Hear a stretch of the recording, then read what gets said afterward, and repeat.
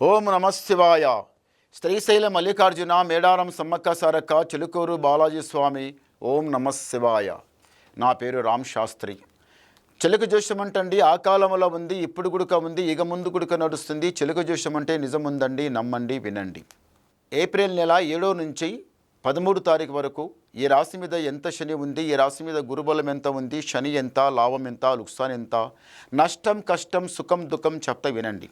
Tea చిలకమ్మ వృషభ రాశి వాళ్ళ జ్యోతిషం, వృషభ రాశి వాళ్ళ భవిష్యవాణి, వృషభ రాశి వాళ్ళ గణితవాణి టీ చిలకమ్మ.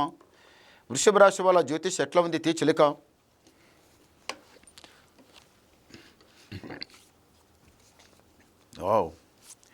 వృషభ రాశి వాళ్ళకి సాక్షంగా మహాలక్ష్మి.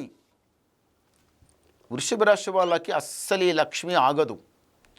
హజార్లా తెస్తారు, బజార్లో పట్టినే ఖర్చు చేస్తారు. ఎటు వచ్చిన పైసా అటే పోతుంది. పైసా రావటం పోవటం ఉంటుంది, కానీ ఆగడం అయితే ఉండదు. మీరు కష్టాన్ని కూడా భయపడరు. రాత్రి అనకుండా పగలనకుండా శ్రద్ధ పెడతారు, తిప్పలు పడతారు. 4 రాళ్ళు సంపాదించి వెనుక పెడతారు. 4 8 ఖర్చు చేస్తారు, మళ్ళీ 16 సంపాదిస్తారు, 16 సంపాదిస్తారు, 32 సంపాదిస్తారు. ఇట్లా డబల్కి డబలే సంపాదిస్తారు, కానీ సంపాదిస్తారు అంతే, ఖర్చు చేస్తారు అంతే. ఎలా వస్తుంది పైసా అలాగే పోతుంది. ఈ రాశి వాళ్ళకి మళ్ళీ ఒకటి ఏమిటిదంటే పట్టుదల చాలా బాగుంటుంది. పట్టుదల అంటే ఇట్లా వదిలిపెట్టరు. ఏదన్నా చేద్దామంటే చేద్దాం, చేద్దాం.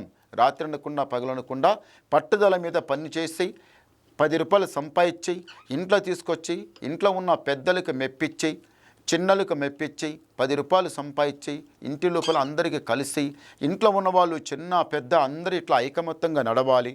ఒకటే పట్టుదలతో నడవాలి, పై మెట్టు లెక్కాలనేది ఇలాంటి కోరిక. ఇంట్లో ఉన్నవాళ్ళు పెద్దలు అట్లా చేస్తే పెద్దలు వెనుక ఉన్నవాళ్ళు మీరు చిన్నలు అంతే చేస్తారు, మళ్ళీ ఇంకా వాళ్ళు అట్లే చేస్తారు. అందరికీ ఒక పద్ధతిగా నడవాలి, ఒక నీటికి నడవాలి, ఒక లెక్క ప్రకారం నడవాలి. ఇంట్లో అందరూ ఒకటే ఐకమత్యంగా నడిచి మంచి పేరు సంపాదించుకోవాలనేది మీ కోరిక. చాలా మంచిది, మంచి కోరిక. భగవంతుని గుడిక నచ్చుతుంది. భగవంతునికి నచ్చిన కోరిక ఏమిటిదంటే మన మాట మీరు ఇంటే దగ్గర రాయామని కూర్చొని పెట్టుకుంటాం. మన మాట వినకపోతే అయ్యా దూరం జరుగు అంటాం. మనం కూడా మంచి పనులు చేసి దేవ ధ్యానంలో ఉంటే దేవుడు నా భక్తుడు కదమని దేవుడి దగ్గర తీసుకుంటాడు. ఆయన మాటగా నేను కష్టం చేస్తలేనా, 10 రూపాయలు నేను సంపాదిస్తలేనా, దేవుడు నాకు తెచ్చి పెడుతుండా, నేను కష్టం చేస్తున్నా బతుకుతున్నామని ఇలాంటి రోసం గల మాట చెప్తే భగవంతుడు ఏం చేస్తారంటే ఈయన నా భక్తుడు కాదు, కొంచెం దూరం ఉండమని దూరం చెప్పిస్తాడు. అలా దూరం ఉన్న తర్వాత మనకు తట్టు తలిగిందనుకోండి, వచ్చిందనుకోండి, ఆపత్తు సంపత్తు చెడు వచ్చిందనుకోండి, దేవుని ధ్యానం లేకపోయి కొంచెం మీరు అవతల కూర్చున్నారంటే, అవతల పక్కగా జరిగిందంటే అప్పుడు శనిదేవుడు వచ్చి నెత్తి మీద తాండవం ఆడింది అనుకోండి, అనగతొక్కుతాడు మొత్తంకి భూమిలో. అప్పుడు తల్లి తండ్రి ఆలు బిడ్డ అన్న తమ్ములు ఆస్తి అంతస్తు ఏమీ రాదు.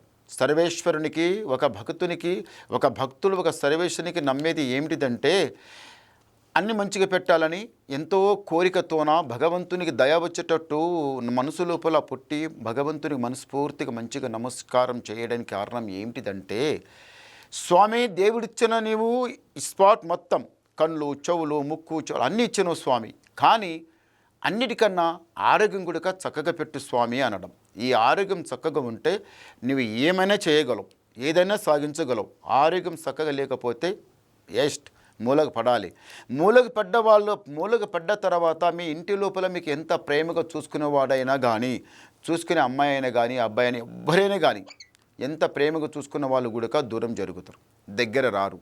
ఏమైందిరా మూలకు పడ్డది, ఎప్పుడు సస్తుందో వీడు ఎప్పుడు సస్తాడో ఈ మాట వస్తుంది. కానీ దేవధ్యానంలా నడవండి. భగవంతుని ధ్యానంలా నడుస్తే మీకు అన్ని కాళ్ళు చేతులు ఆరోగ్యమే చక్కగా ఉంటుంది. కావాలంటే సత్యదంగా కష్టం చేసి ఉన్న వాళ్ళకి అందరూ పోషిస్తారు మీరు. ఆ విధానం ఉంది మీ వృషభ రాశి వాళ్ళకి. పట్టుదల జ్ఞానం అంత బాగుంది. ఏం లాభం?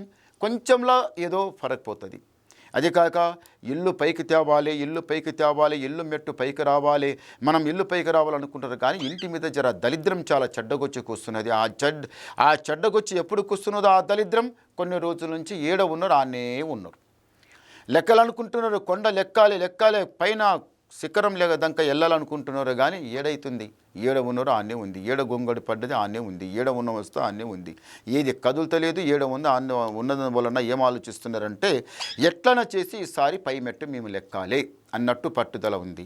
అన్నిటికన్నా పట్టుదల ఉండాలి, భగవంతునికి ధ్యానం చేయాలి. దేవునికి ధ్యానం చేయండి, భగవంతుని ధ్యానంలో నడవండి, మీకు అంత విజయవస్తం ఉన్నది, జయం జరుగుతుంది. సాక్షాత్తంగా ఆ స్వామి ఏడుకొండల వాసుడు, ఆ స్వామి ఏడుకొండల మెట్లు మీరు లెక్కండి. ఆ శ్రీమన్నారాయణుడు మీకు కరుణిస్తాడు. భగవంతుని దగ్గర ఒక ఏడుకొండల వాస్తుని దగ్గర ఒక అర్థం ఉంది. ప్రతి సంవత్సరం వెళ్ళాలి. ప్రతి సంవత్సరం వెళ్తే వాడు నిజంగానే ధనవంతుడవుతాడు, ఆయుష్వంతుడవుతాడు, అదృష్టవంతుడవుతాడు, మహాజాతకుడు అవుతాడు. శ్రీమన్నారాయణ అంటే సామాన్య మాట కాదు. ఏడుకొండల వాసుడు అంటే చాలా గొప్ప విషయం. పోయి ఒకసారి దర్శనం చేసుకురండి, మీకు చాలా మంచి జరుగుతుంది. ఇంటి మీద ఉన్న దరిద్రముంగుడుక పక్కకు జరుగుతుంది. ఇంటి లోపల 4 రాళ్ళు 4 డబ్బులు కనిపిస్తాయి, మంచి జరుగుతుంది. చెడు జరిగేది మాత్రం పక్క జరుగుతుంది. చెడు పక్కకు జరుగుతుంది, మంచి వచ్చి ఇంట్లో కూర్చుంటుంది. ఆ శ్రీమన్నారాయణ దర్శనం చేసుకుంటాయి. ఒకసారి గవ్వలేస్తాం. ఓం నమ శివాయ.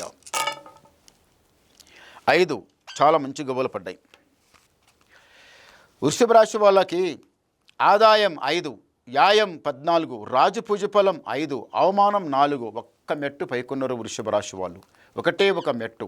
ఒక మెట్టు మీరు తక్కువ ఉన్నారు, ఒక శని తక్కువ ఉంది, ఒక మెట్టు గురుబలం ఎక్కువ ఉంది. ఈ గురుబలం మంచిగా ఉన్న తర్వాత ప్రయత్నం చేయండి, మంచి జరుగుతుంది, జయం జరుగుతుంది, చెడు మొత్తం పక్కకు జరుగుతుంది. మళ్ళీ మీరు ఏమన్నా వినాలనుకుంటే నాకు ఫోన్ ద్వారా మాట్లాడండి, మీ డౌట్ క్లియర్ చేసేస్తా, మొత్తం చెప్పేస్తా. నమస్కారం.